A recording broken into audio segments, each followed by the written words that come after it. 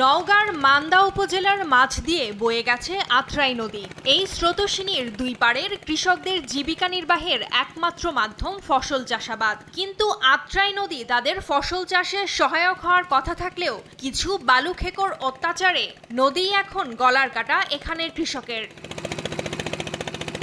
গেল কয়েক মাস ধরে দারিয়াপুর, খুদিয়াডাঙ্গা, শ্মশানঘাট, এলেঙ্গা সুইচ গেট, পাজর ভাঙা ফকিন্নি নদীর ব্রিজ সংলগ্ন পূর্ব পাড় সহ বিভিন্ন পয়েন্টে অবৈধভাবে মাটি ও বালু উত্তোলন করছে প্রভাবশালী স্থানীয় বালু ব্যবসায়ীরা। ড্রেজার মেশিন দিয়ে বালু কেটে নদীর অপর প্রান্তে নিয়ে জমা করা হচ্ছে। পরে এসব বালু বিক্রিতে চলছে রমরমা বাণিজ্য। এতে নদী গর্ভে বিলীন হচ্ছে ফসলি জমি। সরকার বলে ডাক করে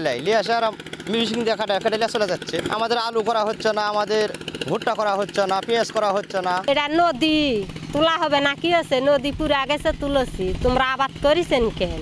আল্লাহ রাস্তায় চলে যাচ্ছে 2-250 বিঘা জমি। ভুক্তভোগী কৃষক ফসলি জমি রক্ষায় ইউএনও এসিল্যান্ড দপ্তরে অভিযোগ, প্রতিবাদ সভা, মানববন্ধন সহ বিভিন্ন কর্মসূচি করলেও বালুদস্যুদের বিরুদ্ধে কোনো ব্যবস্থা নেওয়া হয়নি বলেও অভিযোগ কৃষকের। প্রচুর অভিযোগ জানা কাম হয়নি, ওদের শক্তি বেশি। অভিযুক্ত বালু ব্যবসায়ীর দাবি, ইজারা নেওয়ার পর ভূমি অফিস থেকেই বালু উত্তোলনের জন্য নির্ধারণ করে দেওয়া হয়েছে নদীর পাড়। যখন নদী ইজারা নেওয়ার পরে তো অফিস থেকে এসে বের করে দেয় নদী, তখন নকশা অনুযায়ী নদী যেটা সেটাই তো বের করে দেয়।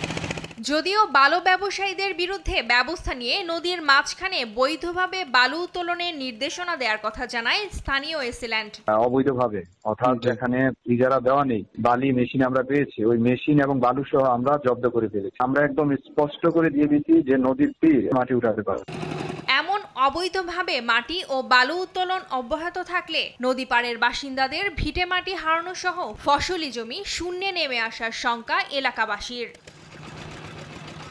নিউজ ডেস্ক, দেশ টিভি।